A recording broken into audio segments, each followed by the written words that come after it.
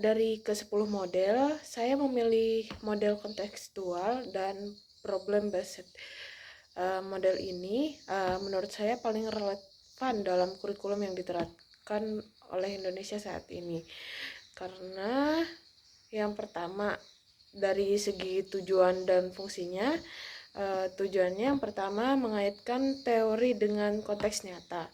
Nah, dalam pembelajaran ini tematik terpadu bertujuan untuk menghubungkan konsep dari berbagai disiplin ilmu ke dalam situasi nyata. Nah, dengan demikian siswa ini tidak hanya menghafal saja, tapi juga memahami penerapannya dalam kehidupan sehari-harinya. Yang kedua, meningkatkan keterampilan problem solving. Nah, dari model ini, siswa diajak untuk menghadapi permasalahan konkret yang relevan dengan konteks kehidupan mereka, sehingga mengasah kemampuan analisis, sintesis, ataupun evaluasi. Nah, dalam pengembangannya, model ini sangat relevan dengan keterampilan abad 21 karena model ini mendukung berpikir kritis, kreatif, kolaboratif, dan komunikatif. Nah, di sini siswa belajar untuk bekerja sama, berdiskusi, dan mencari solusi inovatif terhadap masalah yang dihadapi. Kemudian dari segi fungsinya, yang pertama, integrasi disiplin ilmu. Model ini memungkinkan guru menyeimbangkan berbagai mata pelajaran seperti bahasa, IPA, IPS, dan seni, sehingga siswa melihat keterkaitan antar topik. Kemudian pembelajaran yang kontekstual seperti pada judul modelnya, dengan penempatan materi permasalahan dunia nyata. Nah, siswa ini lebih mudah menangkap relevansi aplikasi praktis dari materi yang dipelajari. Yang kemudian mereka juga mampu meningkatkan motivasi dan partisipasi. Nah, model ini sangat cocok untuk siswa dari yang pasif menjadi peserta didik yang aktif dalam proses pembelajaran. Nah, sehingga mereka semakin termotivasi untuk belajar secara mendalam. Yang kedua, ada landasan pembelajarannya. Dari segi teori, model konstruktif dan problem based ini menggunakan landasan teori konstruktivisme, yaitu pembelajaran yang didasari oleh konsep bahwa siswa membangun pengetahuan secara aktif melalui pengalaman dan interaksi dengan lingkungannya. Guru berperan sebagai fasilitator yang membantu proses konstruksi pengetahuan. Yang kedua, teori pembelajaran kontekstual. Pada dasarnya, konsep ini didasari oleh pentingnya penyajian materi yang berakar pada situasi yang nyata di sekitar siswa, sehingga memungkinkan keterampilan antara apa yang dipelajari dengan dunia nyatanya. Kemudian dari segi landasan kurikulumnya, landasan kurikulumnya itu berbasis kompetensi dan merdeka belajar. Nah, kebijakan ini terutama pada penerapan kurikulum saat ini, yaitu kurikulum merdeka. Ini mendorong pengembangan pembelajaran kreatif, fleksibel, dan integratif. Hal ini tercermin dalam pendekatan model ini yang menekankan pada penerapan pengetahuan nyata serta pengembangan soft skill. Kemudian dari segi landasan sosial budayanya, konteksnya kearifan lokal dengan materi pembelajaran yang sering kali disesuaikan dengan kondisi budaya lokal yang ada di sekolah sekitarnya. Yang ketiga, ada prinsip-prinsip pembelajaran model kontekstual dan problem based. Nah, yang pertama ada prinsip kontekstualitas. Nah, dari segi materi yang disusun sedemikian rupa agar relevan dengan situasi nyata dan kehidupan sehari-hari siswa.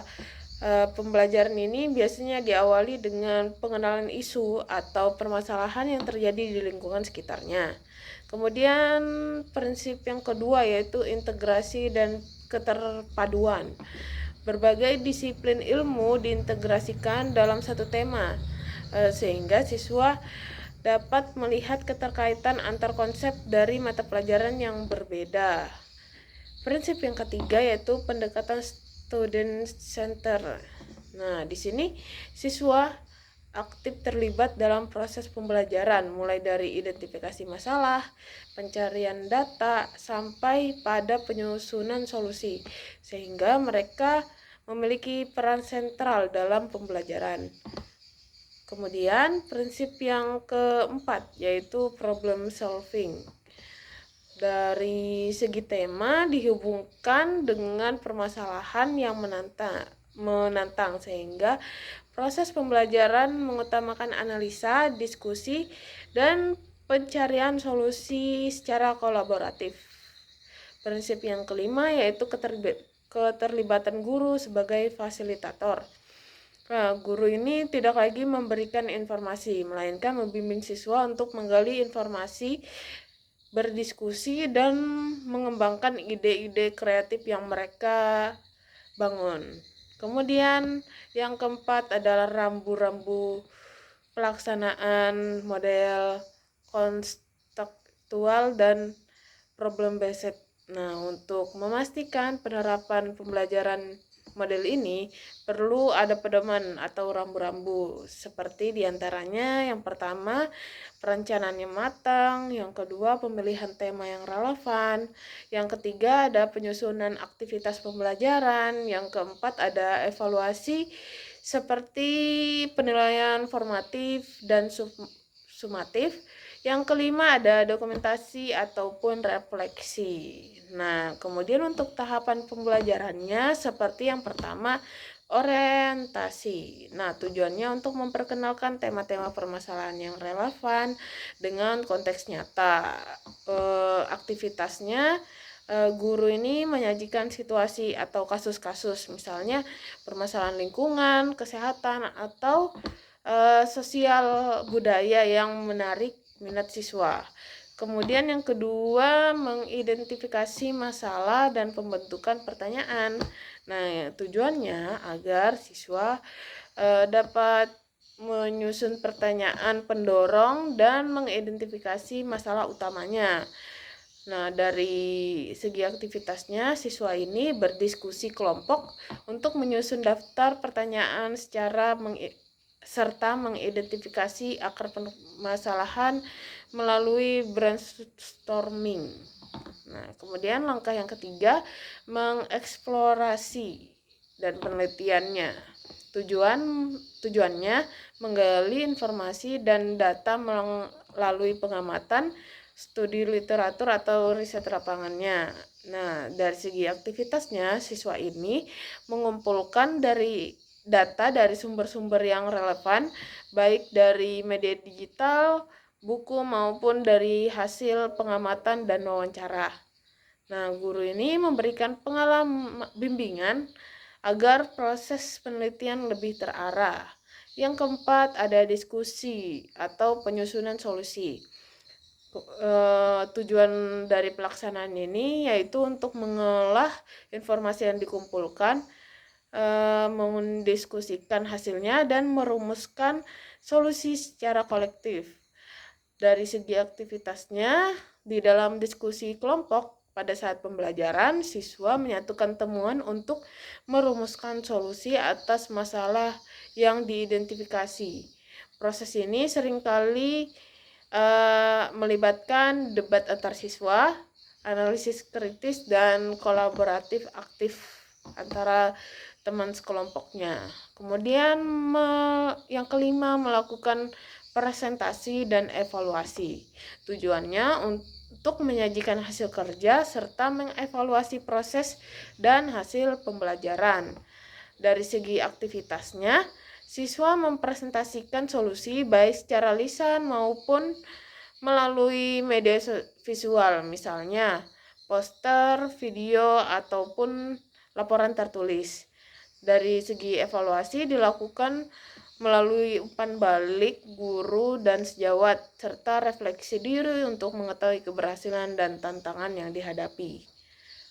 Kemudian, adapun perbedaan antara kurikulum K13 dengan kurikulum Merdeka Belajar secara kerangka dan landasan fisiologis, kurikulum K13 ini memiliki struktur yang lebih kaku dan seragam dengan penjabaran kompetensi inti dan dasar yang implisit serta memusatkan standar nasional. Untuk kurikulum Merdeka Belajar ini mengusung filosofi yang fleksibel, memberikan ruang penyesuaian dengan konteks lokal dan mengembangkan karakter holistik seperti profil pelajar Pancasila. Kemudian dari struktur kurikulum dan penyusunan isi, kurikulum 2013 ini menyusun materi secara tematik terpadu dengan fokus integrasi antar disiplin yang sudah dirancang serta sistematis. Adapun kurikulum Merdeka Belajar memberikan keleluasaan pada sekolah dan guru untuk menyesuaikan kurikulum operasional sesuai dengan kondisi kebutuhan peserta didik dengan pendekatan proyek problem based learning. Kemudian dari segi pendekatan pembelajaran dan peran guru, untuk K13 ini pembelajarannya cenderung berpusat kepada guru dan menerapkan metode saintifik yang struktur seperti metode ceramah dan lain-lain. Untuk kurikulum Merdeka Belajar ini, guru berperan sebagai fasilitator dalam pendekatan student center yang mendorong siswa aktif mengeksplorasi, mendiskusikan, dan penyelesaian masalah yang nyata. Kemudian dari segi penilaian dan evaluasi, K13 ini menggunakan penilaian berbasis indikator kompetensi dasar dan sifatnya formal dan struktur. Untuk kurikulum Merdeka Belajar menerapkan evaluasi otentik yang menilai proses, hard skill, dan soft skill, serta mengintegrasikan penilaian formatif dan fleksibel. Nah, dari pemaparan saya ini, untuk model kontekstual problem based ini cenderung mengarah ke kurikulum Merdeka karena modelnya yang seperti saya bilang paling relevan dengan kurikulum saat ini. Demikianlah tanggapan dari diskusi 11, kurang lebihnya mohon maaf. Wassalamualaikum warahmatullahi wabarakatuh.